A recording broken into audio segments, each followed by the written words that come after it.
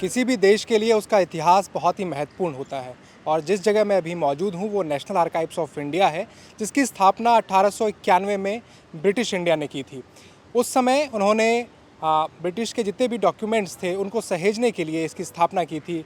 फिर 1911 में ये कलकत्ता से दिल्ली इसको शिफ्ट किया गया और 1926-27 के आसपास ये फुल फ्लेज ढंग से यहाँ पर काम करने लगा। अब इसके डिजिटाइजेशन की प्रक्रिया जो है भारत सरकार कर रही है। अभी देखना होगा कि ये काम कितनी तेज़ी से होता है और सारे जो डॉक्यूमेंट्स हैं वो एक प्लेटफॉर्म पर कब तक आते हैं। 600 AD के गिलगित मैन्युस्क्रिप्ट हैं जो करीब 1500 साल पुराने हैं। नूरजहाँ के समय के फरमान, तुगलक डायनेस्टी के पेपर्स, झांसी की रानी के लेटर्स और हमारा जो पहला कॉन्स्टिट्यूशन बना था, बड़े दुर्लभ अभिलेख रहते हैं राष्ट्रीय अभिलेखागार में। और जाहिर सी बात है कि जब इतने इंटरेस्टिंग डॉक्यूमेंट्स हैं तो लोग उनको देखना चाहेंगे। हमारा पूरा अस्तित्व ही इसलिए है कि हम इन रिकॉर्ड्स को ठीक से रखें और इनको पब्लिक को दिखाएं, क्योंकि हम पब्लिक रिकॉर्ड्स एक्ट के तहत काम करते हैं और जितने रिकॉर्ड्स हमारे पास हैं वो सारे पब्लिक रिकॉर्ड्स हैं। तो जब इनको दिखाने का सवाल उठता है, पुराने पेपर्स हैं, जाहिर सी बात है कि बार बार उनको हैंडल किया जाए, बार बार देखा जाए तो ख़राब होते हैं, डैमेज होते हैं। तो सबसे अच्छा तरीका यही है कि हम उनको स्कैन करके डिजिटाइज़ कर लें और डिजिटाइज़ करके हमारा पोर्टल है अभिलेख पटल, उस पर ये सारे के सारे पेपर्स अवेलेबल हो जाएं। तो रिसर्चर्स या जो भी देश के लोग देखना चाहते हैं, नागरिक जिनको भी इसमें इंटरेस्ट है, रुचि है, वो आराम से अपने घर में बैठ के अभिलेख पटल के माध्यम से देख सकें। तो ये मूल भावना है डिजिटाइजेशन के पीछे कि सारे रिकॉर्ड्स पब्लिक को बहुत आसानी से उपलब्ध होने चाहिए। डिजिटाइज़ करके हम उनके घरों तक उनको पहुंचा सकते हैं। मूल भावना ये है कि हमारे पास टोटल जो रिकॉर्ड्स हैं नेशनल आर्काइव्स ऑफ इंडिया में, हमारे आर्काइव्स दुनिया के सबसे बड़े आर्काइव्स में से हैं और हमारा अनुमान ये है कि करीब 70 लाख डॉक्यूमेंट्स हैं जो 34 करोड़ पेज के हैं। इतना हमारा रिकॉर्ड होल्डिंग का साइज़ है। और इसको आप एक एम्बिशियस प्रोजेक्ट आप बता रहे हैं जी। इस एम्बिशियस प्रोजेक्ट में लॉजिस्टिक्स भी जो है वो भी लगेंगे। वो लॉजिस्टिक्स क्या इस्तेमाल अभी हो रहे हैं यहाँ पर और उनको टैकल करने में क्या चैलेंजेस हैं और कितने स्कैनर्स का भी और जो है इस्तेमाल हो रहा है इस डिजिटाइजेशन प्रोग्राम में? बिल्कुल, ये high resolution scanners flat bed use करते हैं हम लोग, जिनमें लाइट भी एक स्पेशल टाइप की पड़ती है ताकि कागज़ डैमेज ना हो। तो पहले जब हम 1.5 करोड़ पेज पर ईयर कर रहे थे तो 15 स्कैनर से काम कर रहे थे।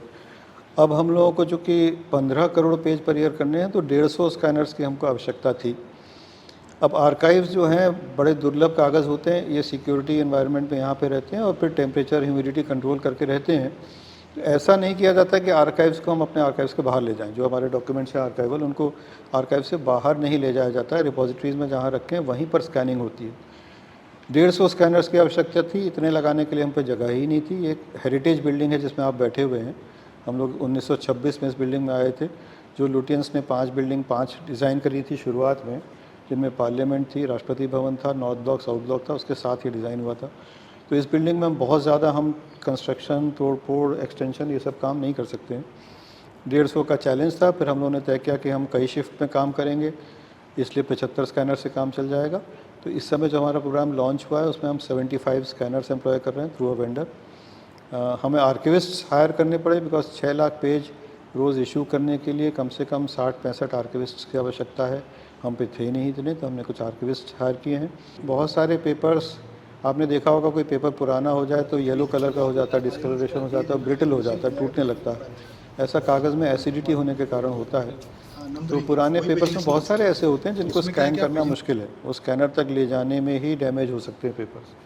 तो उनको हमें रिपेयर और कंजर्वेशन करना पड़ता है साइंटिफिकली, और वो बड़ा एक मैनुअल प्रोसेस है, टाइम टेकिंग प्रोसेस है। टिश्यू पेपर में लेमिनेशन का किया जाता है। लगभग 15% पेपर्स हमारे पास ऐसे हैं जिनको रिपेयर करना पड़ेगा। अब इनकी क्वांटिटी जो कि 15 आप देखेंगे अगर, तो करीब 2.25 करोड़ पेजेस हमको रिपेयर करने पड़ेंगे अगले 2 साल में। कोई डॉक्यूमेंट आपको याद हो कि आपने कभी कभी पढ़ा हो किताबों में और वो चीज़ देख ली हो, या एक ऐसा कोई डॉक्यूमेंट जो आपने को लगा हो कि ये तो बहुत ही महत्वपूर्ण चीज़ है, जिसको आपको स्ट्राइक किया हो एकदम से कि अरे ये क्या आ गया मेरे सामने? नहीं, ऐसे कभी कभार हो जाते हैं, 1-2 ऐसे हुए हैं, लेकिन क्या नाम है वैसे ही है, हमारा प्रोसेस जो है थोड़ा सा रेयर है, इसलिए थोड़ा सा क्या नाम है फर्स्ट हम रिपोजिटरी से डॉक्यूमेंट रिसीव करते हैं बंडल के हिसाब से। तो एक बंडल होता है, ये बंडल नंबर है इसका, इसकी पूरी स्पेसिफिकेशन है। मिनिस्ट्री ऑफ होम अफेयर्स का ये डॉक्यूमेंट है, गृह मंत्रालय। इसमें हम एक बारकोड पेस्ट करते हैं, ये बंडल बारकोड है। बंडल बारकोड के हिसाब से इस बंडल के अंदर सपोज 150 फाइलें हैं, तो हर फाइल पे एक इंडिविजुअल बारकोड लगेगा। बारकोड लगेगा, सबसे पहले हम इसको रिसीव करने के बाद ये पेजिनेशन करेगी, या फाइल वाइज पेजिनेशन, हर पेज पे एक नंबर डालेगी 1 2 3 4 5 इस तरह से। उसके बाद ये लास्ट फाइल में कितने पेज निकले हैं इस तरह से इसमें लिख देगी। इस फाइल में 11 पेज हैं, 7 नंबर की फाइल है। ये फर्स्ट स्टेप हो गया हमारा डॉक्यूमेंट रिसीव करके पेजिनेशन का। इसके बाद हम इसको पेजिनेशन करने के बाद पूरा बंडल स्कैनिंग पे ले जाते हैं। स्कैनर हमारे सामने है, बुकाई 5 है, ओवरहेड स्कैनर है, विदाउट डॉक्यूमेंट पे कॉन्टैक्ट के हिसाब से ये काम करता है। ये पूरी फाइल स्कैन करता है, 1 बाय 1 फाइल इस तरह से स्कैन करेगा, एक एक पेज रखेगा, फ्रंट में बैक में दोनों साइड।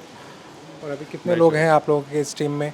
मेरे पास कम से कम यहाँ पे भी 200-250 लोग हैं, और 45 स्कैनर मेरे रनिंग चल रहे हैं, डे और नाइट दोनों शिफ्ट में काम हो रहा है। तो कोई डॉक्यूमेंट्स के बारे में बताइए जो आपने यहाँ देखा हो, जिसके बारे में। पार्टीशन के टाइम के नोट देखे हैं, जो पार्टीशन के टाइम पे नोट थे ना, इंडिया पाकिस्तान ये सब चीज़ें ये वगैरह। तो जब ऐसे डॉक्यूमेंट देखते हैं तो क्या फील होता है कि आप बिल्कुल हिस्ट्री में बैक में चले गए? सर ये तो होता है, फ़ोटोज़ भी है मेरे पास उसके। अच्छा, तो फोटो फिर आप सोशल मीडिया पर डालते हैं? नहीं सर, ऐसा कुछ भी नहीं है, अपने पास ही है। सर, भारत में कई स्टेट आर्काइव भी है जो स्टेट गवर्नमेंट जो है उसको देखती है, और कई प्राइवेट जो है वो भी आर्काइव्स है। इसके बीच में नेशनल आर्काइव्स ऑफ इंडिया जो एक सेंट्रल बॉडी है, वो किस तरीके से इंगेज करती है उनके रिकॉर्ड्स को? क्या आप लोगों के पास कोई एक प्लान है कि सारे रिकॉर्ड्स को एक सिंगल प्लेटफॉर्म पर लाया जा सके, ताकि कोई अगर सर्च करे तो सारा, चाहे स्टेट का हो चाहे प्राइवेट बॉडी का हो, वो सारा आर्काइव जो है एक प्लेटफॉर्म पे आ जाए? बिल्कुल, ये तो हमारे दिल की बात आपने कर दी। बहुत ही अच्छा आपका प्रश्न है ये। देखिए, पहला सवाल ये है कि स्टेट आर्काइव्स हैं, प्राइवेट आर्काइव्स हैं, बहुत सारी बॉडीज़ हैं। अगर इंडिया में सारे ऐसे इंस्टीट्यूशंस को लिस्ट करें जिनके पास आर्काइवल डॉक्यूमेंट्स हैं, तो 600 से ऊपर की लिस्ट तो हमारे पास अभी हो चुकी है। ऐसे 600 से ऊपर आर्काइव्स हैं, प्राइवेट आर्काइव्स हैं, उनमें भी बहुत अच्छा काम कईयों में हुआ है, और स्टेट आर्काइव्स में अच्छा काम हुआ है कई जगह, हमारे यहाँ अच्छे काम कुछ हुए हैं। तो ये जितने अच्छे काम हो रहे हैं, जो बेस्ट प्रैक्टिसेस निकल रही हैं, जो समस्याएं आ रही हैं आपस में, उनकी शेयरिंग, उनके ऊपर कलेक्टिव चिंतन करना, ये ज़रूरी होता है। तो एक बॉडी है जिसका नाम है नेशनल कमेटी ऑफ आर्काइविस्ट्स, उसको मैं हेड करता हूँ नेशनल आर्काइव्स की तरफ से, और सारे स्टेट्स के आर्काइव्स उसके मेंबर होते हैं। इसकी बॉडी की मीटिंग जो है हुई ही नहीं थी 10-12 साल से, तो हम लोगों ने इसकी मीटिंग बीकानेर में करी कुछ पिछले साल, और उसके बाद फिर दोबारा एक मीटिंग हम लोगों ने करी श्रीनगर में। अब इसकी मीटिंग हम लोग हर 6 महीने में एक बार करने लग गए हैं। तो ये निकल कर आया कि सबकी समस्याएं एक सी थी, सबके इंटरेस्ट के विषय एक से थे, और बहुत ज़रूरत महसूस हो रही थी कि स्टैंडर्डाइजेशन हो चीज़ों का। जैसे आप डिजिटाइज़ कर रहे हैं, अगर किसी ने 100 DPI पे डिजिटाइज़ कर लिया, किसी ने 200 पे कर लिया, किसी ने 300 पे कर लिया, किसी ने डिजिटाइज़ करने के बाद हार्ड डिस्क में स्टोर करके रख लिया, किसी ने DVD में स्टोर कर लिया, किसी ने LTO पे स्टोर कर लिया। मेटा डेटा के फॉर्मेट, जो आपने बहुत महत्वपूर्ण प्रश्न उठाया कि हम सर्च करें तो सब जगह एक साथ सर्च हो जाए, तो सर्च करने का जो प्राइमरी पॉइंट होता है वो मेटा डेटा होता है। हर डॉक्यूमेंट के साथ एक मेटा डेटा होता है जिसमें डॉक्यूमेंट के बारे में खास चीज़ें लिखी होती हैं। तो मेटा डेटा के फॉर्मेट अगर कॉमन नहीं होंगे, अगर मेरा आर्काइव है और आपका आर्काइव है, दोनों में अलग तरह से मेटा डेटा स्टोर्ड है, तो कोई भी सर्च इंजन या कोई API डेटा को एक्सट्रैक्ट करके कॉमन सर्च नहीं कर पाएगा। तो एक standardisation of meta data important है। 90s में जो पब्लिक रिकॉर्ड्स एक्ट बना, उसके बाद 30 साल से ज़्यादा का समय बीत गया है, कई नई टेक्नोलॉजीज़ आई। क्या आपको लगता है कि उस एक्ट में कुछ अमेंडमेंट की ज़रूरत है जी, अगर अभी के समय को देखा जाए तो? इस बारे में गवर्नमेंट में विचार चल रहा है। कुछ चीज़ें वैसे तो जो परिभाषाएं उसमें हैं और जो प्रावधान हैं वो व्यापक हैं, लेकिन फिर भी कुछ कभी कभी लगता है कि परिवर्तन करने की आवश्यकता है। तो जैसे मैंने आपसे जिक्र किया कि नेशनल कमेटी ऑफ आर्किविस्ट्स है, इसका कोई जिक्र एक्ट में नहीं है, तो हम लोग चाहेंगे कि इसका भी स्टैट्यूटरी बेसिस होना चाहिए। अगर एक्ट में नेशनल कमेटी ऑफ आर्किविस्ट का जिक्र कर दिया जाए, और ऐसी बॉडीज़ जैसे फूड सिक्योरिटी का FSSAI का एक्ट है, उसमें ऐसी एक बॉडी का गठन किया गया है जिसमें सेंटर और स्टेट सारे साथ में बैठते हैं, उसका जिक्र एक्ट में ही है। तो ओवर द ईयर्स जैसे डेवलपमेंट होता है, इलेक्ट्रॉनिक रिकॉर्ड्स के मुतालिक कुछ डेफिनेशंस को और क्लैरिफाई करने की ज़रूरत है। कभी कभी ये जिक्र होता है कि मैन्युस्क्रिप्ट्स के बारे में भी कुछ इसमें प्रावधान आने चाहिए एक्ट में। तो ये लगातार चिंतन मनन चलता रहता है, गवर्नमेंट के साथ बातचीत होती रहती है। ठीक है सर, जब आप लोगों ने ये फ्रेम किया होगा प्रोसेस, तो उसमें एक एस्टिमेशन तो लगाया होगा कि 5 करोड़ लगेगा, 10 करोड़ लगेगा, तो वो एस्टिमेशन थोड़ा मुझे बताइए कितना? जैसे मैंने आपको बताया, अगले 2 साल में करीब हमको 80 करोड़ रुपए पर ईयर एक्स्ट्रा ज़रूरत पड़ेगी। ओके। तो इतना हमने गवर्नमेंट को प्रोजेक्ट किया, इंडिया एग्री कि हाँ देंगे हम पैसा, कोई दिक्कत नहीं है। तो धनराशि की कोई समस्या नहीं है। जो अभिलेख हैं इनकी कोई कीमत नहीं है। जो हमारे पास हमारी विरासत है, अगर आप कहें कि भारत के संविधान की एक कॉपी रखी हुई, जो ओरिजिनल कॉपी 3 बनी थी, जिस पे साइन किया था नेहरू जी ने, सारे उस समय के लोगों ने, अब उसकी एक कॉपी हमारे पास रखी हुई, इसकी कैसे आप कीमत आंकेंगे कि इसके ऊपर कितने रुपए खर्च किए? बहुमूल्य है। देश आज़ाद हुआ था, कॉन्स्टिट्यूशन बना था, उसकी कॉपी हमारे पास रखी हुई। फर्स्ट वर्ल्ड वॉर ख़त्म हुई थी, ट्रीटी ऑफ वर्साई साइन हुई थी, तो ट्रीटी ऑफ वर्साई की कॉपी हमारे पास रखी हुई है, जो उस समय मिली थी देश को। तो इन सब कागज़ों की कोई कीमत नहीं है, और ये नहीं कहा जा सकता कि इन पे इतना पैसा खर्च करना जस्टिफाइड, इतना पैसा खर्च करना जस्टिफाइड नहीं है। तो जैसा मैंने कहा कि बहुत ज़्यादा पैसे की आवश्यकता होती नहीं है आर्काइव्स को मेंटेन करने के लिए। नेशनल आर्काइव्स ऑफ इंडिया ने 2 साल का लक्ष्य रखा है कि वो सारे डॉक्यूमेंट्स जो हैं करीब 34 करोड़ उसको डिजिटलाइज कर लेगा। अब ये जो एम्बिशियस प्रोजेक्ट है ये काफ़ी चैलेंजिंग है।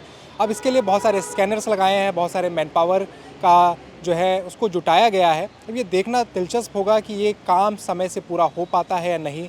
अगर हो पाता है तो बहुत जल्द देश के लोगों को एक ही प्लेटफॉर्म पर देश के हज़ारों साल पहले तक के या सैकड़ों साल पहले तक के डॉक्यूमेंट्स जो हैं वो एक ही प्लेटफॉर्म पर मिल जाएंगे। नेशनल आर्काइव्स ऑफ इंडिया से मैं कृष्ण मुरारी, और कैमरा के पीछे हैं वर्षा कौल।